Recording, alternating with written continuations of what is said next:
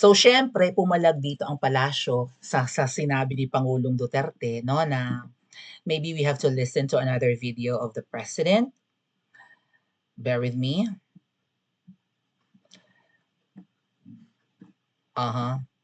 So mukhang nagbabalak si Marcos Jr. na ano,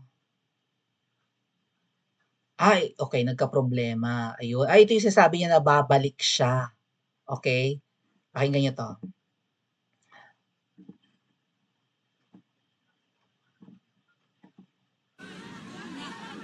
83 years old na ko, gusto na kong mawawa ng mga pahuway na. Pahuway ka niya, pahuway ka. Ang politika banggod, sa akong tanaw, panahon na yung pahuway ko. Ang kadaot, pugos ko, tungod sa karong pinaagi sa gobyerno. Alam mo, si Mr. Marcos is veering towards a dictatorship. Mupusta ko sa inyo, dili na manaog pagkahuman sa iyang termino. Pareha na sa iyang tatay, magkagubot na punta. Because ang iyang buhaton, mag-declare na po martial law. Pareho sa iyang papa. Pag martial law, why election, siya na po imuilit. Iyang gamiton tong gibuhat sa iyang tatay. Hindi na po siya gid kakanaog. Maglisod na siya. Pero munang kamo makatilaw yun o gubot.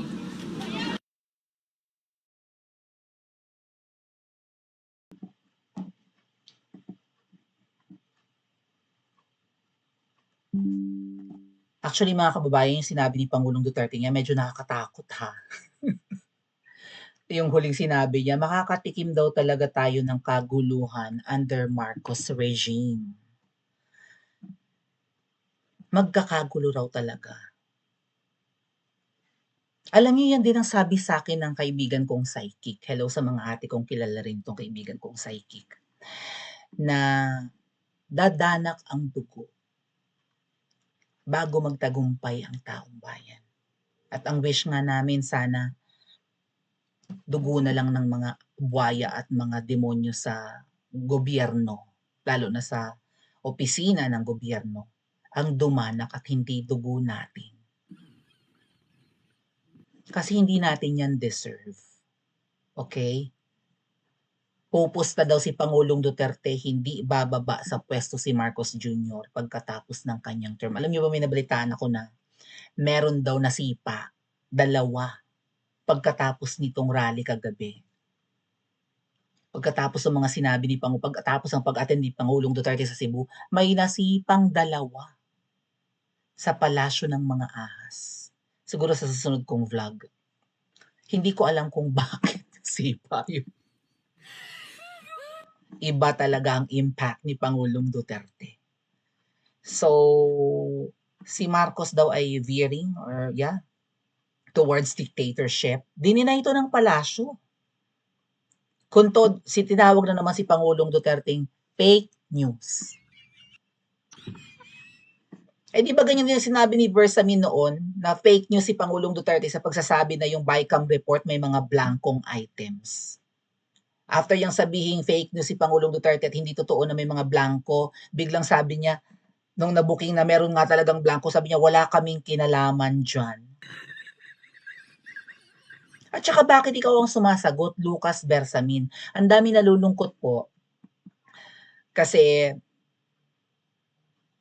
ito basahin ko lang yung response ng Malacanang sa sinabi ni Pangulong Duterte na nagbabalak. Siguro nga, balak talaga ni Kuting Jr. na magpa-martial law. Alam niyo, the moment na dumami ang tao sa EDSA, magde-declare yan ng martial law. O subukan mong mag-declare ng martial law, Marcos Jr. at baka bumaha ang tao sa EDSA.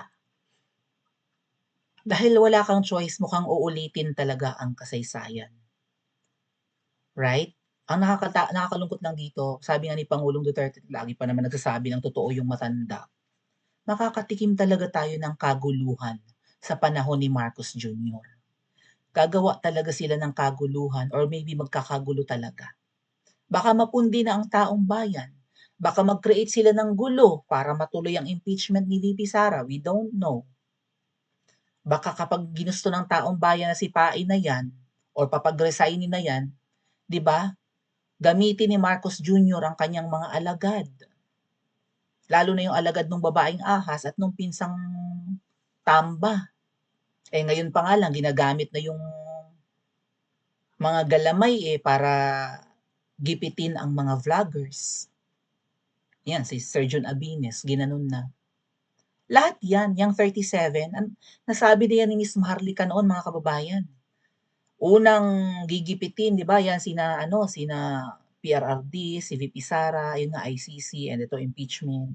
Sama na rin si Pastor Kiboloy, di ba? At ang KOJC, sinabi ni Miss Maharlika, nagsabi ba ng kasinungalingan ang kanyang puting ahas? And then susunod na yung mga vloggers, may listahan sila ng mga vloggers. Ayan na, iniisa-isa na kami. Tapos sasabihin ni Marcos Jr., payapa ang kanyang administrasyon. Ito ba ang bagong Pilipinas mo? Walang kalayaang magsalita ang lahat ng bumabatikos.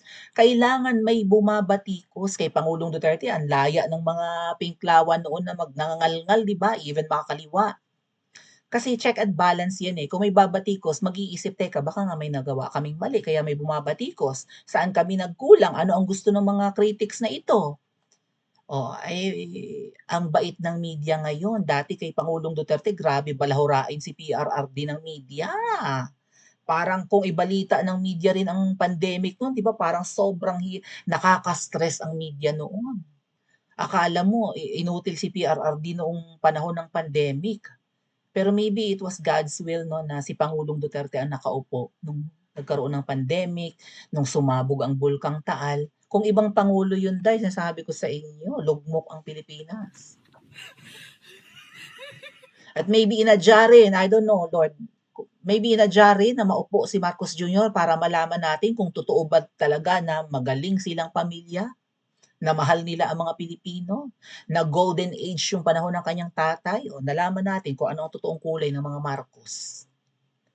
'Di ba? Mga taling harap, mga traidor, mga nananaksak patalikod. Matapos ipalibig ni Pangulong Duterte ang tatay nyo, nilinlang nyo ng husto si VP Sara, ginamit nyo ng malala.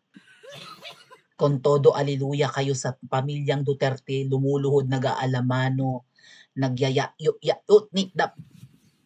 Tapos nung pumwesto kayo, ganito ang nangyayari sa mga Duterte. Nuknukan kayo ng mga hayop. Malala pa kayo sa hayop. Malacanang dismisses former President Rodrigo Duterte's claim that President Marcos is veering towards dictatorship as a telltale from a man prone to lying to inventing hoaxes. Lagi daw nagsisinungaling, prone to lying. So parang, what? Uod daw ng sinungaling si Pangulong Duterte. Teka muna, Bersamin. Si Bersamin may sabi nito eh.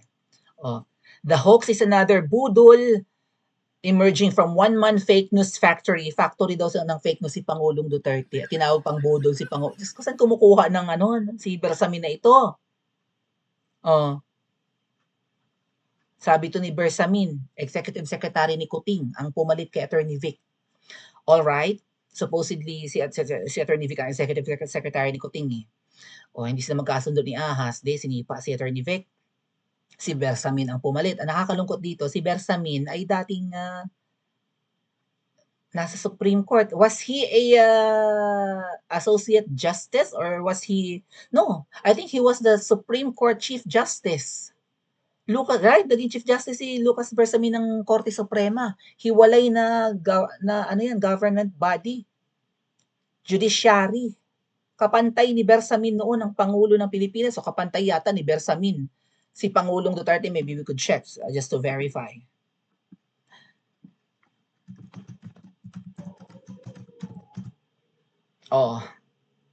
Naging Chief Justice nga siya. Pantay-pantay yan eh. Senate President, House Speaker. Ay Associate Justice and then naging Chief Justice. Okay. So yeah.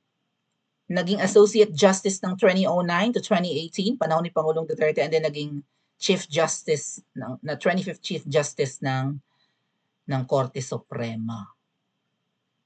At siya ngayon ay EA ng ES ng nakaupong Pangulo, si Garzon. So bakit ikaw, sir, ang nagsasalita for Bongbong Marcos, tatawagin mong factory ng fake news si Pangulong Duterte? O sinabi mong fake news si Pangulong Duterte patungkol doon sa mga blankong items na walang nakalagay kung magkano ang amount sa BICAM report, sa budget ngayong taon na ubos na ang 65%? Tapos nung napatunayan na meron talagang blankong item, sinabi mo na wala kayong kinalaman. Sino ang sino ang sinungaling sa inyo ni Pangulong Duterte? Sino ang budol, mga kababayan? Si Pangulong Duterte o si Marcos at ang kanyang kampo? Pa-comment po sa comment section at mag-like and subscribe din po kayo.